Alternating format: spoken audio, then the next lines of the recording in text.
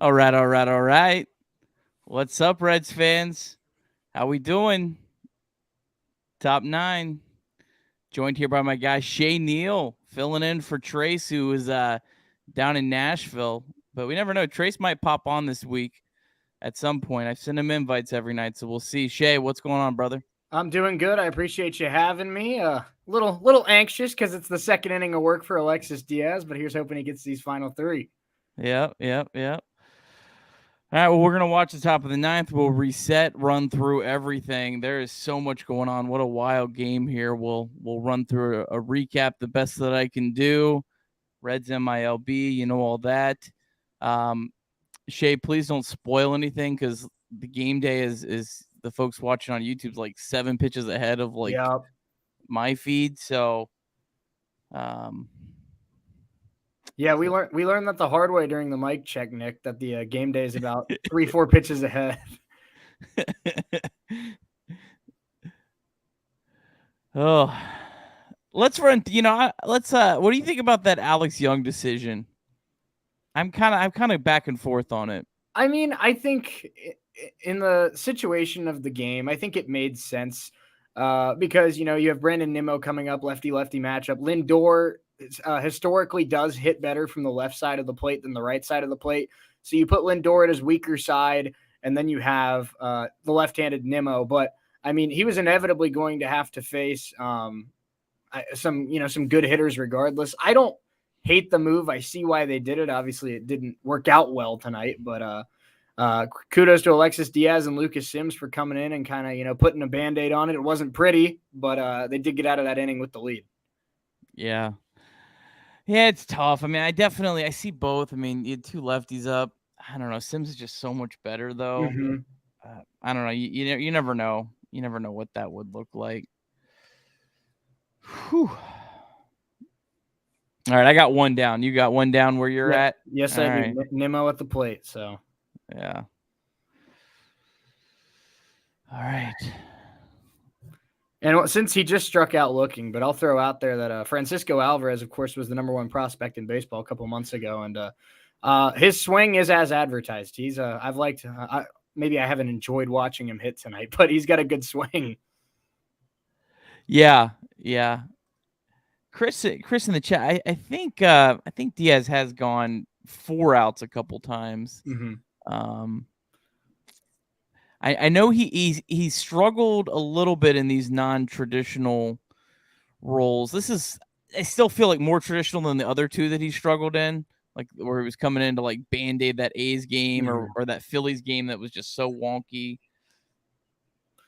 And I think not just with Alexis, Diaz, but with a lot of closers, they start to kind of lose that command when they hit that 22 pitch mark. So, when you get 4 outs, sometimes you can get through 4 outs within that 20 pitch, but Alexis just hit 20 pitches. So we'll see if he can bear down and get these last couple outs. Yeah, OJ 94 Bronco, Chatterbox Reds regular. Appreciate you as always, OJ. Points out, this umpire, man, he has just been atrocious. And I don't know, maybe now he gives us a gift. As soon as I say it, he gives us a gift. Love this home plate umpire. What am I talking about? Let's go. It all evens out. It may even out bad, but it all evens out. Shea, no lie. I was literally about to say, I haven't focused as much on the other side, but I was like, maybe he's been bad on both sides. And then the words couldn't even come out of my mouth before he just gives Diaz that. Oh, man. Slider. That's beautiful. Oh. Oh, there we go. Reds win. All right. Let's reset it. How about those Red Legs? High drive. Left center field. Racing back to the Laurel Bourgeois. The Reds are National League Central Division champions. In the air, left center field. Did he? He did. He did. Reds win. Line to the right field. Genius, the first run ever. With 4 home runs in a game. Can you believe it? In the air down the right field line. Doesn't have a chance. The Reds have won on a 3-run home run on opening day by Ramon Hernandez. A strike away and out away is Homer Bailey. Ground ball to third. Frazier gloves. Throw to first, and Homer Bailey, for the second time in his major league career, has tossed a no-hitter. Oh, are you kidding me? Holy Moses, the second player in major league history to hit 7 home runs in the first 10 games. In the air, and the Reds win it. What a dream beginning to the career of Shea Bruce. All right. Well, how about that? Your Cincinnati Reds, they defeat the New York Mets 7-6 in a wild game. I am joined by my man Shea Neal. He's filling in for Trace, who's down in Nashville. Shea, how are we feeling after that dub tonight? Yeah, lost a few years off the life, but got a win in the win column. So that's all that matters at the end of the day. I think it's probably a little bit of a sour taste for the Mets, not just because they lost, but because they lost to their star closer's little brother.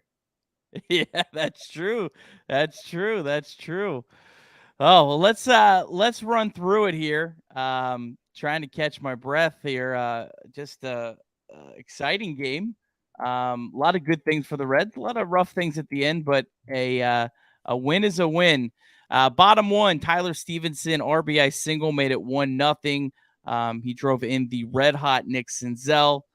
Bottom second, Reds added another run on an India RBI ground out. Then Nick Senzel kept on keeping on with another RBI single, made it 3-0.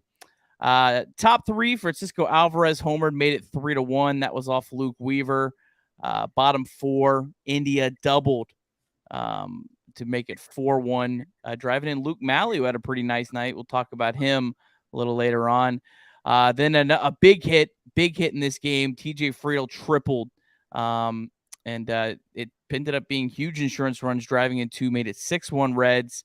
Top six, Weaver had a little bit of trouble. Top six and top seven gave up solo home runs to Alvarez and Pete Alonso. He would leave the game. Weaver's final line, 6 innings pitched, 4 hits, 4 runs, 1 walk, only 2 strikeouts. They did allow 3 home runs, but overall, I'd say probably his best start as a Red. It got dicey. Mets got 2 in the 8th on a Francisco Lindor 2-run home run. That was off of Alex Young. Lucas Sims came in. He got 1 out, but that's all he could get. He allowed 2 more base runners, and then Alexis Diaz with a 4-out save to preserve the win. Your Cincinnati Reds get the dub. Let's start overall thoughts, Shea. Just some quick overall thoughts on this game before we kind of break down player by player here. Yeah, good win. I saw somebody in the chat say it. I can't remember who it was at the top of my head, but they said, even though Scherzer was out today, Scherzer was scratched with an injury. A win is a win. You were going into the series facing a Mets team that won 100 games last year. You were supposed to face Scherzer, Verlander, and I believe Kodai Senga in the last game of the series. That's going to be tough to win any of those 3 games. Right now, you go 1-1 these next 2 days. And you win the series against a really good Mets team. So a win is a win. Good job by the guys. Some timely hitting. And like you said, I agree with you. I think it was Luke Weaver's best game as a Red. Yeah, and as you mentioned, this game was supposed to be started tonight by Max Scherzer. And look, you get what you get. But how many times have we seen a guy go up against the Reds, make it a spot start? A guy that's not supposed to be here. He comes in and he dominates. Yep. You know what? The Reds tonight, they did to David Peterson what a team should do to David Peterson. And my gosh, that was refreshing to see. They hit him hard. They had good at bats. They had 2 walks, should have had more if it wasn't for some just brutal calls. But Reds got 1 back in the 9th, so we'll take that. Let's talk about Luke Weaver. Let's start there just because, you could go a million different ways with this game, but I thought it was a really good start from him. The home runs that he allowed, they're tough. I mean, they're tough, Great American Ballpark home runs for the most part. But yeah, I mean, he only had 1 walk. That's the one thing that I've been impressed, I think, the most with Weaver is that he's attacked the hitters. Mm-hmm. No, I completely agree. And I saw Brian say it in the chat. You take 6 innings, 3 runs. I know he got charged with a 4th from Weaver all day. I completely agree. When we've seen guys like Overton and Sessa to start the season, you just saw guys that were overmatched, but they didn't have the stuff to be starting pitchers in the MLB. Luke Weaver has the stuff to be a 4 or 5 starter in the MLB. He's going to give up home runs, especially in Cincinnati. Like you said, when the weather gets warm, balls just fly. That's something that happens. But he limited it to 3 solo home runs and 6 innings. He gave them 6 innings. Did not walk, only walked 1 batter, like you said. I thought he was in control the entire night. And at the end of the day, if Luke Weaver's given us 6 innings, 3-4 runs, keeping the Reds in the game every time he pitches, that's all you can ask for your number 5. Yeah. Pause real quick as Who's Your Daddy says, like the stream. If you're here, I see there's a lot of people watching this tonight. A lot of people are excited about this Reds win. Like the stream. That stuff really helps us out. While you're there, subscribe and turn on notifications at Chatterbox Sports so you don't ever miss great shows like this. All right. Let's go on to Nick Senzel. My goodness, this guy, he's just he's crushing left-handed pitching. I think I tweeted it out. I think he's 12 for 23 this season against left-handed pitching. Mm-hmm. Did you? First off, let's start with you, Shea. I declared Nick Senzel dead like 3 weeks ago, and I'm an absolute buffoon. Did you think there was any chance of him still being a big league contributor like this? Well, really, I mean, it boils down to what I said earlier this season when I was on the show, Nick. Really, we know what Nick Senzel is capable of when he's on the field. He was the number 2 overall pick, SEC Offensive Player of the Year in college at the University of Tennessee, but he's just never been on the field And ever since he's been on the field, ever since he's finally got that swing timing back, he has looked like a first-round pick that can be an everyday contributor to this ball club. At the end of the day, I tweeted it earlier tonight, Nick Senzel deserves some good luck to go his way. Knock on wood, but he stayed healthy over the last month, and he looks absolutely fantastic. Looks like Nick Senzel, if he can stay on the field, looks like he might be a piece of this team once again. Yeah. Yeah, and he's playing great defense at third base. Look, I don't want to make any bold predictions about Nick Senzel at this point. Clearly, I've been wrong about everything. So let's quit while we're ahead and just enjoy it and kind of see what this ride can be this year, because it's been awesome. It's just been so great to see. How about TJ Friedl? I mean, this dude every night against a lefty tonight hasn't got a whole lot of starts this season against lefties. I know everyone's been calling for him to play every day. I think his minor leagues platoon splits suggest he's worth a shot. OPS now up to 866. Let's go, TJ Friedl. Yeah, no, and this is one that I got wrong, Nick, because really I saw TJ Friedl's ceiling as, maybe a third outfielder, probably a fourth outfielder that kind of rotates, gives guys days off. He's a solid defender with some speed. He can put a ball in play, get some hits. I never thought he would have this kind of pop, hitting home runs, hitting triples, driving in runs. I think he has 18 RBIs this season, something like that. He is absolutely ripping the cover off the ball. He's been absolutely sensational. And I mentioned to you 15 minutes ago, he's coming for Jonathan India's All-Star game bid. Yeah, he is. He is. We got a lot of love for TJ Friedl in the chat tonight, and very, very, very well deserving. Mm-hmm. Let's talk about this. Right before we started, I want to make sure you're the one who gets to say this. Luke Malley, what was your point that you made to me on Luke Malley? Yeah, no, it surprised me over the last 2.5 weeks or so. We did this whole 3-catcher thing, and it seemed like from my point, from my perspective, Kurt Casale's been a Red before. I was like, if the Reds ditch the 3-catcher thing, they're probably just going to DFA Luke Malley. Well, it looks like over the last 2 weeks, and maybe I'm wrong, Malley's getting more playing time than Kurt Casale is. It seems like Malley's almost moved up to number 2 on the depth chart. It's kind of fascinating, and he is hitting the ball well. I think his average is up to 285. So he's earned some playing time. Yeah. This chat's awesome tonight, man. I can't even keep up with you guys. This is incredible. You guys are just love it. Good stuff. All right. Spencer Steer, 3 walks tonight. How comfortable just does he look at the plate right now? He started off so hot. Then he got hit by the pitch, missed a couple games. Looks like it took him a bit of time to get back, to kind of where he was. But, OPS back now up over 762. That OPS was down, I believe, around 680 a couple days ago. Mm-hmm. Spencer Steer just continuing that. I think he's a sneaky guy that could sneak up on people. And by the end of the year, you look at his numbers and he's all of a sudden in this Rookie of the Year race. Well, and I agree with you. I think that Spencer Steer just had such a good plate approach where you see a lot of these rookies come up, Nick, and they can hit the ball very hard. They have great speed. They're a great defender, but there's holes in their game. Usually they swing and miss at pitches out of the zone, or they don't take a lot of walks, or they strike out too much. It's very rare that you find a player with the lack of experience of Spencer Steer that just has such a professional approach. Even when he's not hitting the ball as well as he can, he's still working good at bats. He's still, he's not pressing. He's not swinging and missing at pitches out of the zone. I've just been so impressed with his approach at the plate. And I think with the prospects we're talking about with McLean and CES and Ellie, he might end up being the 5th, 6th best hitter on the new age Reds. And if he's your 5th, 6th best hitter, that's going to be one heck of a lineup. And I see Andrew asking the question. Yeah, we will give our thoughts on all the roster moves, kind of go through the Reds rotation coming up and all that here in a minute. Just wanted to kind of run through the game first. We talked a little bit before during the top of the 9th about the Alex Young decision.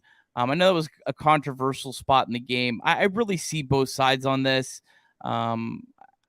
I see that there was 2 lefties coming up. Lindor's a switch hitter. Lindor, if you look at his splits, they're almost even.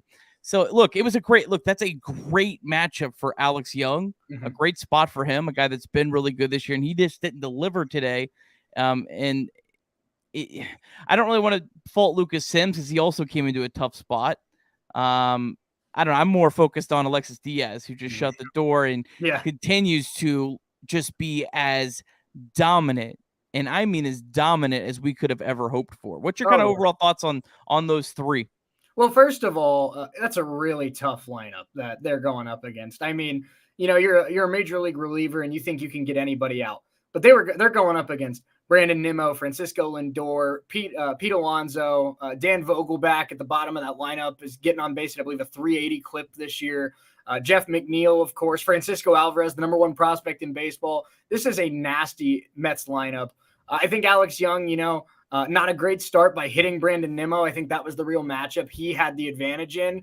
And then Lindor in his career's hit a little bit better as a lefty than as a righty. But like you said, this year it's been pretty even. Lindor's just one heck of a hitter. He's barreled up a ball, hit it out of the park.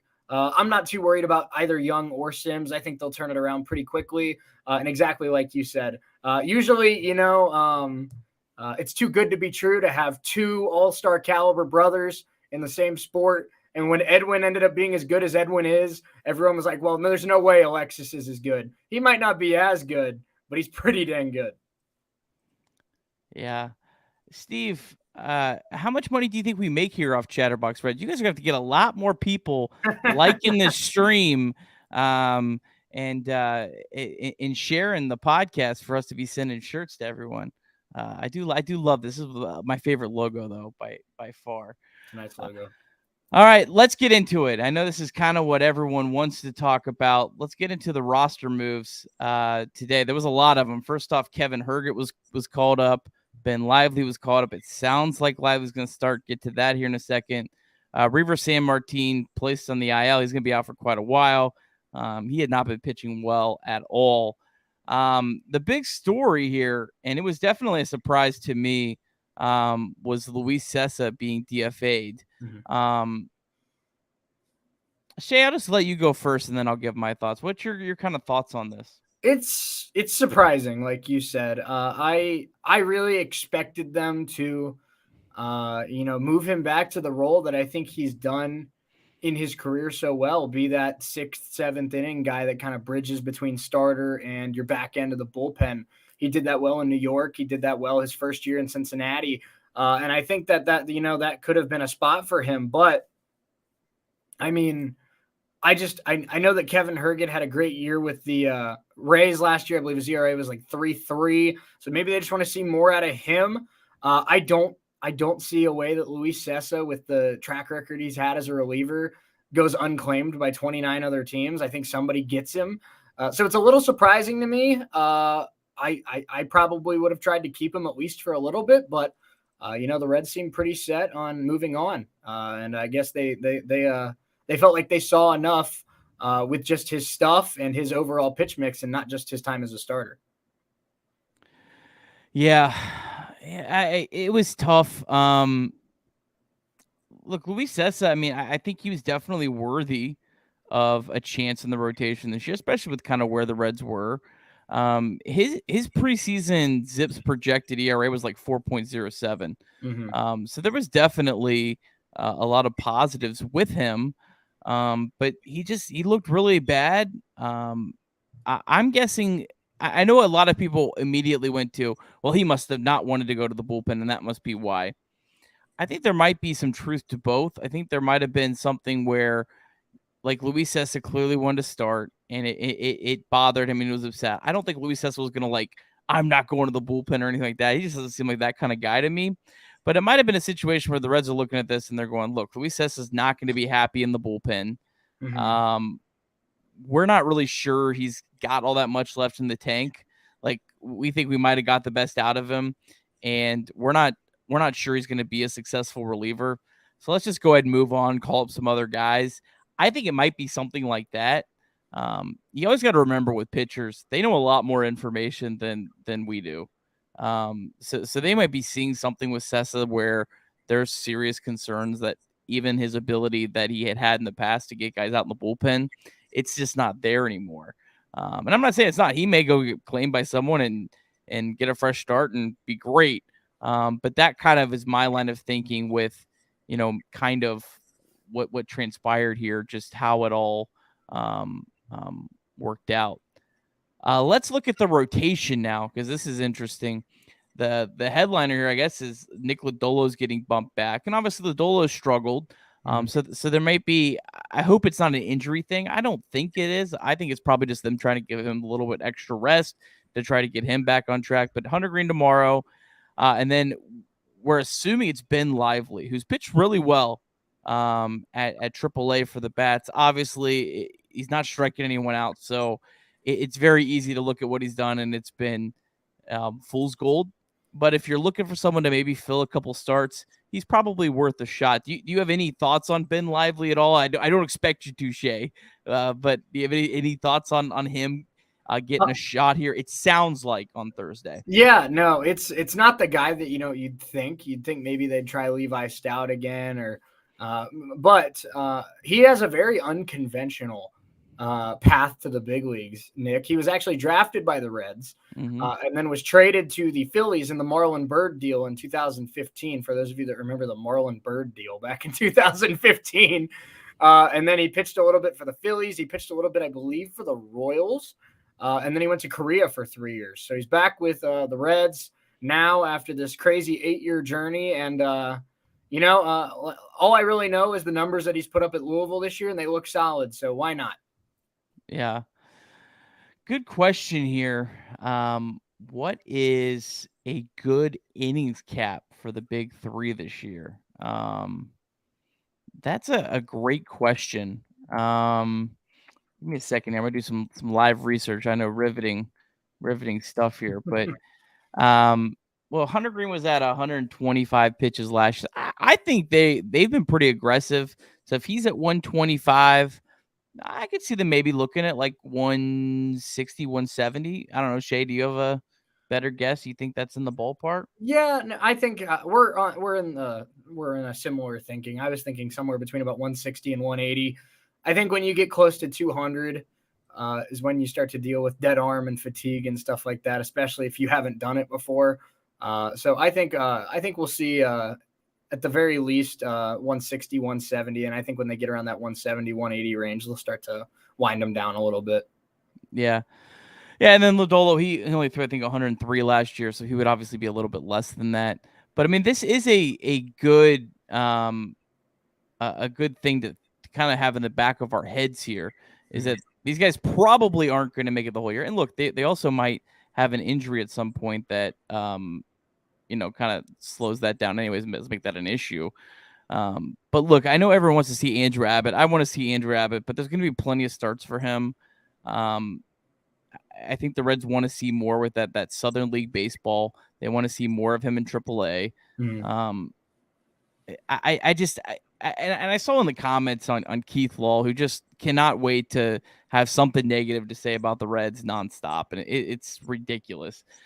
But look, does it really matter for Andrew Abbott's long-term development if he has a couple more starts in AAA if they call him up? Like, I don't think it really matters all that much. Like, no, I don't think so either, because I think, this is a guy that's coming from college. He's pitched at the collegiate level. He has strikeout stuff, but he doesn't rely on swings and misses, I think, to get outs. I think he's confident in his ability to just, go deep into games and be effective on the mound. So I think you could call him up, now, or give him 5 more starts. I don't think it would make a ton of a difference. But I think a big part of it is the fact that he pitched, I believe, I can't remember, Virginia Tech. I think that's where he went. Virginia, ACC. But pitching in competitive baseball every single weekend in the ACC. Nick Lodolo is a similar way. He kind of ramped up the minor league system pretty quickly because he was pitching in the College World Series, and he pitched big innings every single weekend at TCU. So I'm not too worried about Abbott. I think he'd be ready to go for the Reds, as soon as they're ready for him to go. Yeah, I think with what they did with Green, Lodolo, and Ashcraft should give them, I think, at least a little bit of credibility in terms of them not just holding this guy back for service time or whatever other reason it might be. Look, they were very aggressive with those guys. I think as aggressive as really any reasonable person could have thought. So look, I think there's something they're seeing with Abbott that they just want to see a little bit more before they call him up. And I think they want to call Andrew Abbott up, and they want him to stay up, and they don't want him. Exactly. They don't want him ever to go back down. They don't want this shuttle. I don't think, I'm glad you mentioned that. I don't think they want, I think there's still a good chance that Levi Stout's a contributor at the major league level, but I don't think they want Andrew Abbott to have the Levi Stout experience and give up 7 in the first inning of his major league debut. And all of a sudden, baseball is a mental game, Nick, as you know. And if Andrew Abbott starts off his career with 2-3 kind of bad starts, all of a sudden, is he going to be that confident bulldog that he's shown he is in the minors? I'm not so sure. So I think you're absolutely correct with the fact that the Reds are game planning this, that when they call up Andrew Abbott, he's going to be in Cincinnati for hopefully the rest of his career, because they are not sending him back down to the minors. Yeah, and I know I'm just the optimistic buffoon here, but I know it's hard. I know we want to see all these dudes, but just imagine by the time we get to September, just imagine what this roster is going to look like. It's going to be fun. There's going to be a lot of exciting young talent. It's coming. May not be here at the pace that everyone wants, but it's coming, and it's good. And it's loaded, and there's dudes after the dudes that are coming up, which I think is exciting. And a perfect segue, as I'm hopefully improving a little bit here on this hosting duties. Normally I have my guy Trace Fowler doing this, but of the good news is coming. How about Elly De La Cruz? He just does so many things that you just shake your head and go, how does this guy do this? So tonight for Louisville, he hit 3 balls over 160 miles an hour. StatCast era began in 2015. It's never happened by any player in Major League Baseball. Not only has it not happened by a single player, there hasn't been a team that had 3 balls hit that hard by 3 different dudes in the same game. Mm-hmm. That is how incredible this guy is. We'll get into the whole box scores of all the minor leagues here in a second. Mm-hmm. But for as much pub as Matt McLain and Christian Encarnacion Strand are getting, and they deserve every single ounce of it, don't forget about this guy, because this guy is as good of contributors as Matt McLain and Christian Encarnacion Strand can be. Christian Encarnacion Strand completely turns the whole ship around. Mm-hmm. And I don't think the ship's really, completely backwards. I think we're maybe, turned a little bit. We just need to be straightened out. Yep. And Elly De La Cruz is going to straighten this out. What's your thoughts, Shea, or your reaction or whatever on Elly De La Cruz, and just another incredible feat from him? And I don't think it's going to be the last. No, he's unbelievable. You're absolutely right. And I will say that 119 mile an hour exit velo was from his quote unquote weak side, where he was batting righty. Scouts have said that he's a better left-handed hitter than right-handed hitter. So if him hitting righty can hit at 119 miles an hour, he might be breaking StatCast records as a lefty. But no, he's just an unbelievable player. McLain is an exciting prospect. CES is an exciting prospect. Abbott's an exciting prospect. The Reds have had their fair share of exciting prospects. You go to, Jay Bruce, the era of Jay Bruce and Nick Lodolo and Hunter Green. They've had exciting prospects over the course of the last 2 decades. Elly De La Cruz just feels like he's on a different level, Nick. It feels like this is the Reds finally getting their version of Ronald Acuna, of Fernando Tatis Jr., of a guy like Gleyber Torres when he was first coming up, that kind of name. Adley Rutschman with the Baltimore Orioles. I'm not saying that Elly De La Cruz is ever going to be Ronald Acuna or Fernando Tatis Jr. It'd be awesome if he was, but that's a pretty high bar to live up to. But that's what it feels like Elly De La Cruz is for Reds fans. It feels like we finally have that generational type prospect where it's like, this guy, he could come up and he's not just going to be an all-star caliber player. This guy could come up and win MVPs and be one of the best players in the league. Yeah. When he arrives, and it's coming soon. I was born in 1987. There has not been a player that will make their debut for the Cincinnati Reds that has a ceiling as high as Elly De La Cruz. Will he get there? We don't know. Time will tell. But there is not a single player out of all of them that has that high of a ceiling. And that includes Jay Bruce, who was the number 1 prospect in baseball. He didn't play shortstop. So there's just Jay Bruce could have been the best hitter in baseball. But and he's impressed me with how well he plays shortstop. I thought he was going to end up being, a little too big and too clunky for the position. He plays shortstop very well. Yeah. Oh, I'm going to be very patient The Reds have to get Ellie De La Cruz's call up right. You can't screw that one up. You can screw other ones up. You cannot screw up. You got to call him up at the right time. You got to make sure he's ready to roll. And Tatis is the comp, but he's better. He can play shortstop at an elite level defensively. Tatis can't. Like, that's the difference. Yeah. It's so hard to give him a comp because we've never seen a 6'6" switch hitting shortstop with amazing power, 40 stolen bases a year, 70 extra base hits a year that can play shortstop at a high level. What I said to you, Nick, and really the first thing that pops in my head, he's a switch hitting O'Neal Cruz. And O'Neal Cruz, just being a straight lefty, is one of the most exciting young players in baseball, and he's helped revive that Pittsburgh Pirates organization. Ellie De La Cruz reminds me a lot of that build and that skill set, and he can hit on the other side of the plate. Yeah, and Ellie De La Cruz hasn't been accused of steroids yet, but that's also yeah, and OJ brings up a good point. I mean, the Reds have not only the player that could be the best position player in the game, they also have the player that could be the best pitcher in the game in Hunter Green. 100%. Look, will they?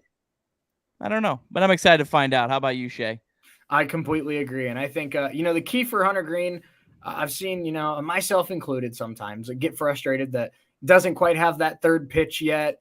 And sometimes, he can't get deep into games, and sometimes he gives up that big home run late in the start. He's 23 years old. He's younger than me.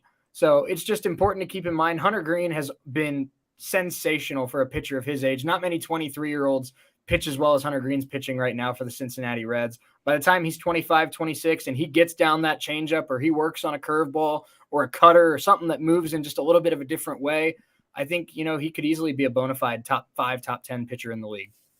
Yep. All right, let's get into some Reds minor league action here. Let's start off with Louisville. They won on a walk-off walk by none other than Ellie De La Cruz. What can't he do, Nick? Louisville, they scored 4 in the bottom of the 9th to beat Columbus 10-9. Louisville bats now 14-19, starting as a team to play a little bit of overall better baseball. Will Benson on base 4 times. Will Benson is having a great month of May, starting to look like that guy that we thought we were getting from Cleveland. And I don't know, maybe Will Benson playing with all of these other guys, all these other like ridiculously talented players has maybe helped him. I don't know. Maybe just being comfortable. I don't know.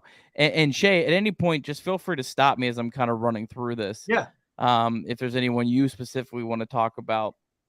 Ellie De La Cruz, as we mentioned, 3 for 4, home run, double. Ellie De La Cruz now has an OPS of 929. Like, this guy was like 1 for 21 to start. I was gonna say, he started the year hitting like 060, and now he has he's working his way up to 1,000 OPS. Yeah, that's ridiculous. Matt McClain does what Matt McClain does. He was 2 for 4 tonight.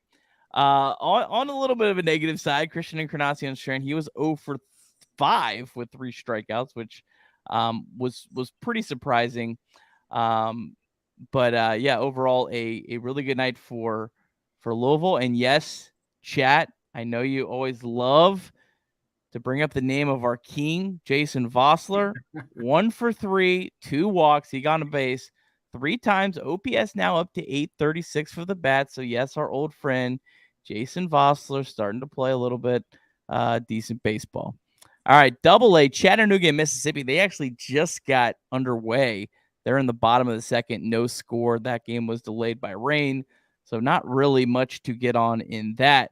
High A, the Dayton Dragons, their bullpen blew another one. They lost 3-2, gave up 3 runs in the 7th and 8th for that, but some really good things in this game. Edwin Arroyo, he had 2 hits, 2 for 4, and hit a home run, his second of the year. Arroyo struggled. OPS still only at 498 right now. But we've talked about this is a guy that coming to an organization, playing for the first time in really cold conditions. And there were some really, really cold games. I was at a couple of them in April. Hopefully he's turning a corner a little bit. Austin Hendrick, he had 2 hits tonight. Tyler Callahan, he was 0 for 3. But a good night for Edwin Arroyo. And then The Daytona Tortugas, they lost again. They lost 3-2. They are now 9-19 on the season after their 5-0 start. It's just, that's almost insane to believe. The top prospect, Cam Collier, was 1 for 3. Big star of the night was Carlos Jorge, though. He was 2 for 5 and hit a home run. Jorge has 3 home runs already this season. So that is your Reds minor leagues. Shea, I'm going to turn it over to you now. Who's some minor league guys you want to talk about? Well, a guy that I'm sure you've talked about over the last couple of days, but he just was named AA Southern League Player of the Week, Noel Marte. What a couple weeks he's had. I've said this before. I'm sure we've talked about this briefly at points, but his follow through on his swing screams Baltimore Manny Machado to me. It's almost identical. I love watching Noel Marte swing a bat. We'll figure out where we put him on defense later, but I'll tell you what, he is an exciting young hitter. And I know we talk about McLean and we talk about Ellie De La Cruz and Edwin Arroyo. And I mean, there's so many good shortstops. Noel Marte, we're going to find a spot for him because I promise you, he's going to rake. Ohio Lakers 513. I don't know. Do you have a basketball hoop? I don't have a basketball hoop. There's one in my son's room, but he's asleep. And if I go wake him up, I'll be dead. So yeah, no, I unfortunately don't have a hoop on me. So I'm not prepared. I wouldn't bet on my athleticism even if I did have a hoop. So we'll do there you go. The only thing I got going for me is I'm 6'2". The vertical is probably also about 6.2. Yeah. All right. Any final thoughts, Shea, before we run through tomorrow's matchup? I just, again, like I said earlier, an ugly win, but a win nonetheless. Good to beat a solid team like the New York Mets, and a solid night for the minor leaguers as well. Good to see Ellie and Matt McLean continue to hit the cover off the ball. McLean, I think you said he had 2 hits, but he also had his 10th home run of the year already tonight. So we're in early May, and McLean's got 10 home runs at AAA. All right, so tomorrow's matchup, 6:40, Great American Ballpark. Plenty of tickets still available. Go support your Red Legs. 6:40, Justin Verlander against Hunter Green. Hunter Green looking for his first win of the year, 3.74 ERA. Shea, what's your overall thoughts on Hunter Green so far this season? Stuff to work on, but overall, he's a great young arm. And like I said, he's 23 years old. He really has 2 pitches right now that he trusts. He's working on a changeup. I'd love to see him get a little cutter that moves inside to lefties. I think that would be really beneficial for him. But he's 23 years old, and he already has overpowering stuff. I think any given day, Hunter Green's the kind of guy that can go out there, pitch 7 innings with 10 strikeouts. So extremely talented arm. I'm excited to see him go. Yeah, Hunter Green last year did make 1 start against the Mets. Did not go well. 5 1/3. He allowed 6 earned runs, 2 home runs. So, but this is a Mets team that's not playing great baseball right now. So we'll see. Justin Verlander, for as good of a career as he's had, he's only made 2 starts against the Reds and 4.15 ERA. Last time Reds faced was in 2019, and the Reds actually scored 4 runs, hit 3 home runs in that game. I believe Nick Senzel participated in that game because I think the Reds swept the Astros in that series. Yeah. I think I don't know the actual stats over the course of his career, but one of the proudest Reds fan moments I've ever had, Nick, was the fact that I believe the Reds had Garrett Cole had pitched to like a 5.3 ERA in his career against the Reds. And I'm like, that's just absolutely cherry on top. The fact that you quote unquote own a pitcher like Garrett Cole. Yeah. Nick Senzel did play in that game, but he was over 3. So the home runs were all from guys that are no longer on the Reds. But hey, Kirk Casale, Will Myers, and Nick Senzel are the only current Reds that have faced Justin Verlander. Will Myers is 1 for 4. Casale is 0 for 4. Mets against Hunter Green. Lindor and Nimmo hit home runs off of him last year in that start. So, all right, Shea, any other final thoughts before we wrap this bad boy up? I think we did get one question in the chat that I'll get to, but you have any other final thoughts? Not off the top of my head. It'll be a tough matchup tomorrow against Verlander, but you've put yourself in a good position now where you only need one of the next 2 to win the series against a good Mets team. So here's hoping they get it tomorrow and they can go for the sweep. Yeah, maybe nice to get it tomorrow, just because it's hard to really know what you're gonna get out of Lively, assuming he pitches on Thursday. So it's hard to tell. Good question though from Dougie. What are your thoughts on the potential Black City Connect jerseys? I'll start. I don't hate them. I feel like with almost every City Connect jersey, I feel like they could have done better. Like almost all of them, I'm like, that's fine, but you could have done better. I know Seth, I can't remember his last name, has put some concept jerseys out on Twitter that have gone viral several times, and he's got they have some like throwback personality to them, and I just don't understand why they don't make these City Connect jerseys like trendy with some sort of throwback for these teams, because that's what everyone wants. Everyone wants something throwback about their team. I just feel like with the Reds, there's so many good throwback options that they could have turned into, but I guess that's not the concept of these. I don't know. Maybe I don't know the concept. Well, I will say one of my favorite years of being a Reds fan, and maybe not the team on the field, but the year that they honored all the uniforms of the past, and they did those like 12 specific uniform days or whatever, where you had Derek Dietrich doing curls in the dugout. And I mean, it was just looking like Ted Kluszewski. It was awesome. But I think the blacks look really cool. I'm not going to lie. I think it's a cool little modern take on a Reds jersey.